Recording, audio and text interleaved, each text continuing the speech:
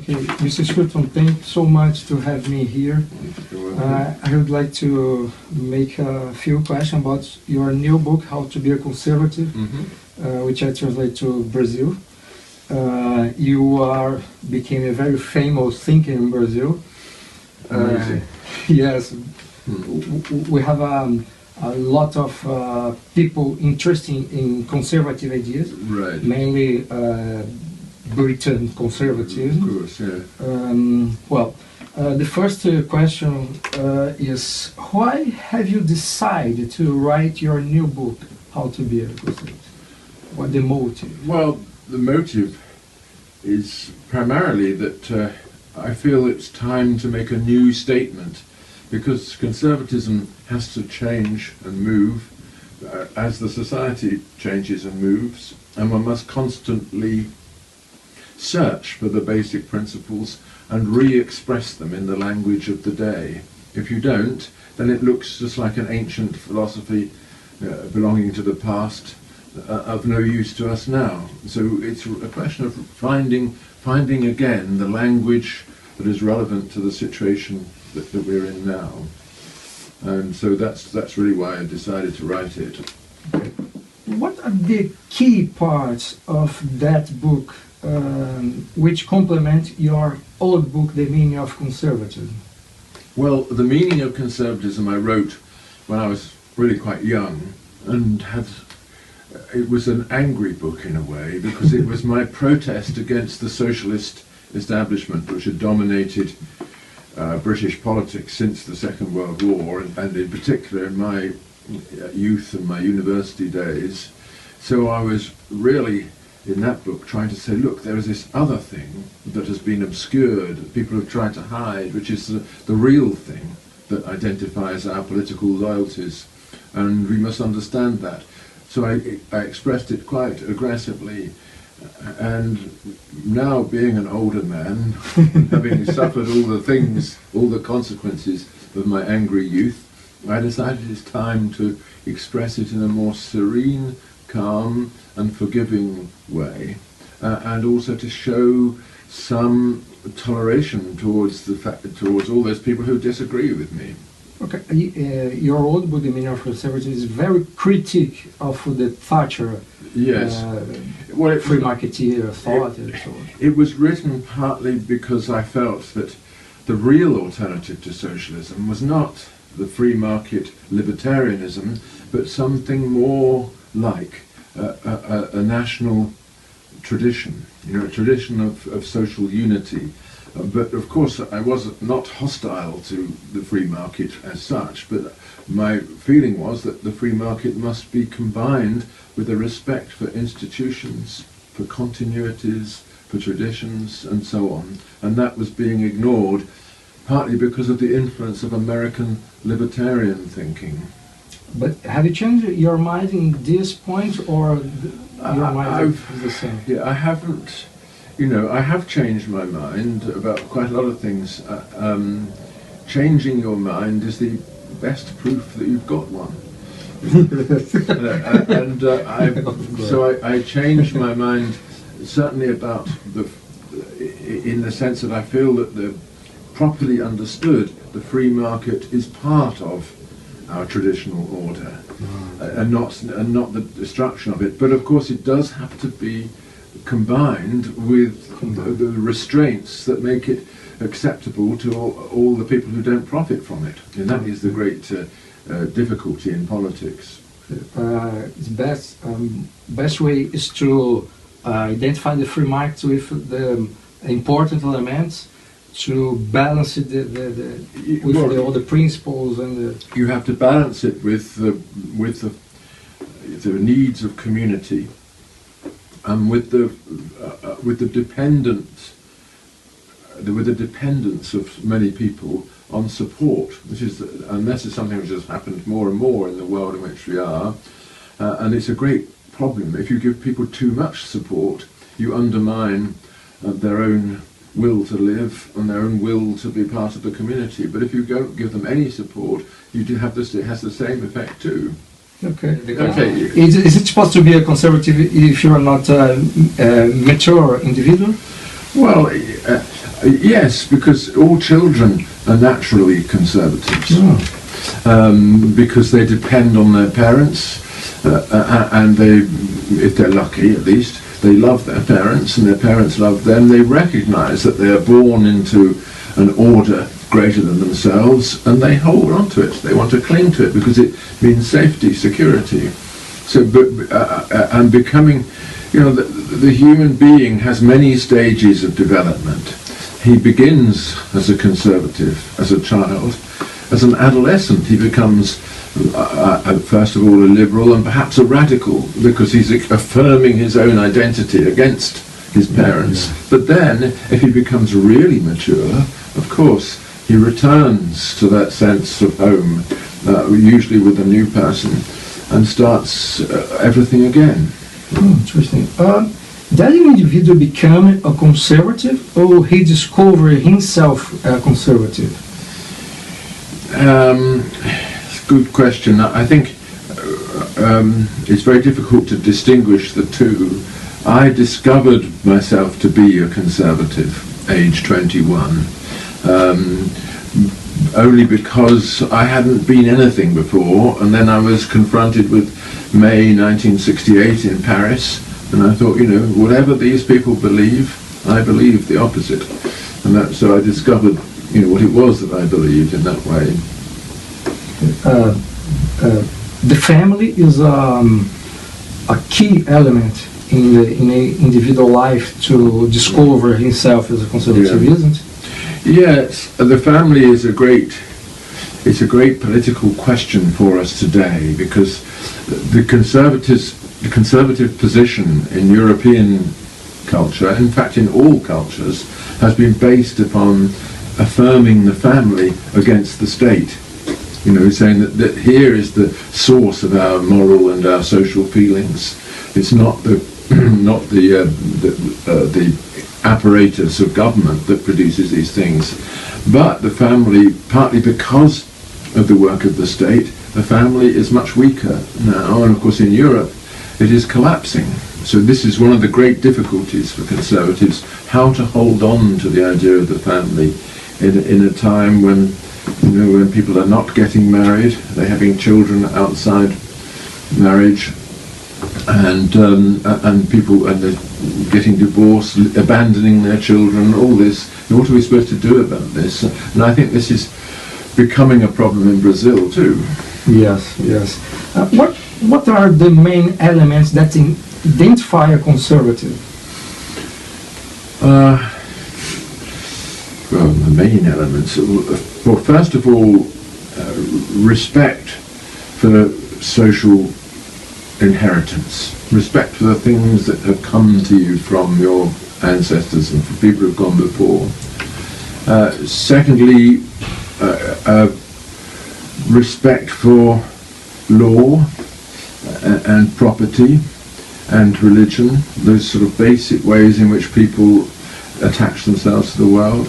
And then also the openness to opposition, the desire to solve questions through negotiation, discussion, agreement if possible, not by imposing a solution from above. Okay. Usually conservatives deny that view of conservatism as an ideology. What's your perspective about it? Well, conservative is a disposition, political philosophy. I think, of course, it is a disposition, and human beings are of many different kinds, and people with conservative disposition are not obviously distinct from people with radical disposition, and it's true that conservatives are suspicious of comprehensive philosophies. They don't think that life is about having a system of solutions. It's about dealing with problems as they arise, dealing with other people in mutual respect and so on. So to that extent it's true that conservatives are suspicious of ideology, but nevertheless they should not be suspicious of ideas. because we all need ideas. We have to have a conception of what we're doing if we're to do it at all. Okay. What the conservatives have to do when in power to control the Leviathan nature of the state? Right. It's a big question.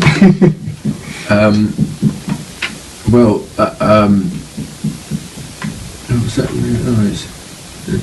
I would hope that they would recognise that it's not about controlling, it's about influencing. You know, when you're in government, you shouldn't want to control everything that happens, but you should want to influence it in the direction that you would like things to go. But if the public don't want it to go in that direction, you don't then take hold of them and threaten them and say this is the way it must go. And I think this is very important, because in our century, or the last century rather, all politics was about control.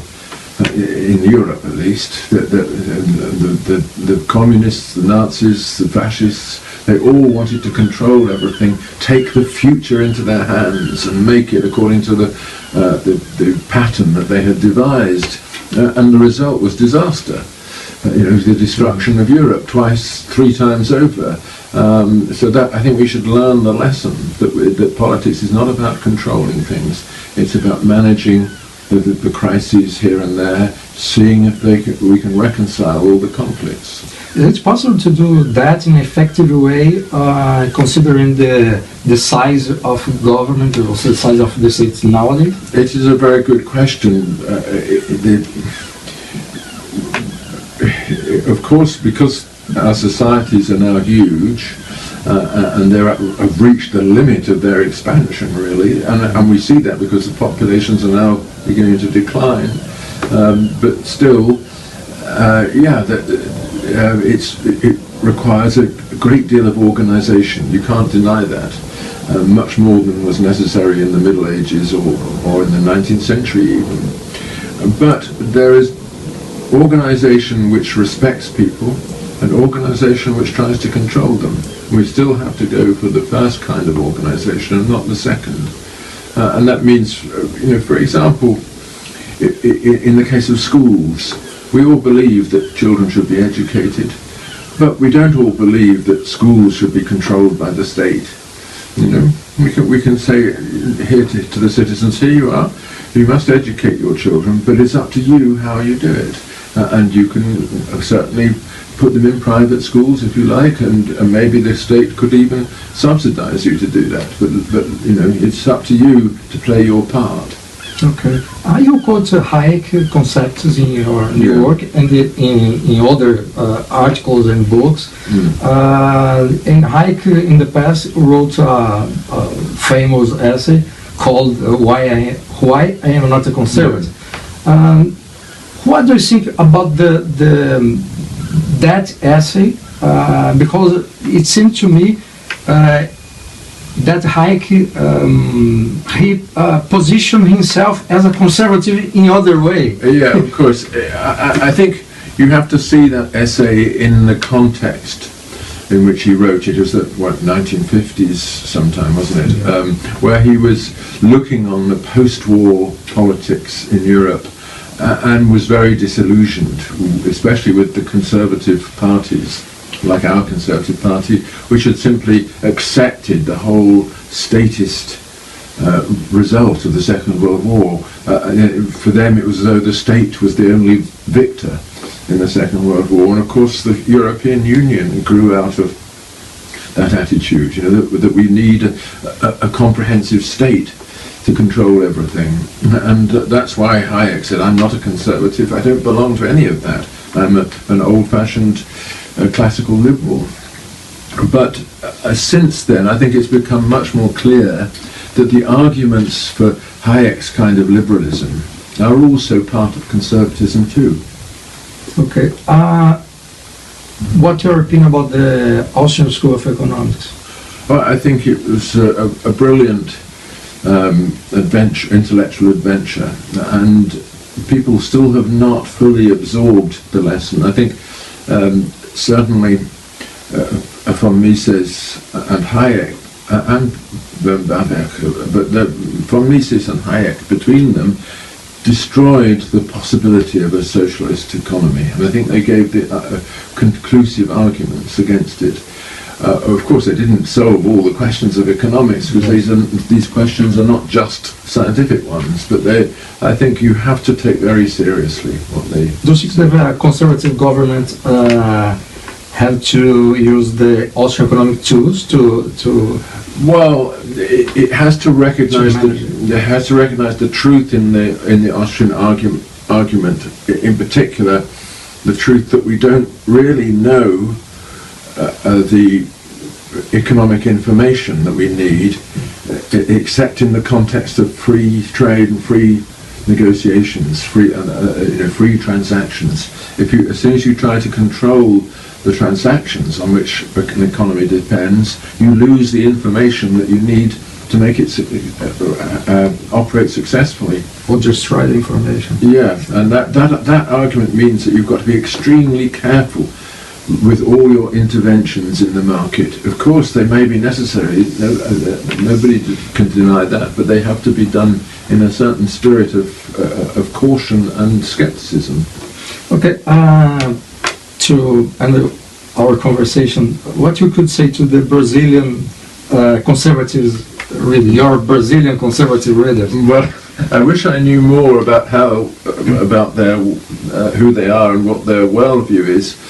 But I suppose one thing I would say is that Brazil is obviously an incredible country, unique in the world, not just because of its ecological inheritance, but which is one of the great treasures, but also because it's Portuguese speaking, which is speaking a language which sort of isolates it from its surroundings.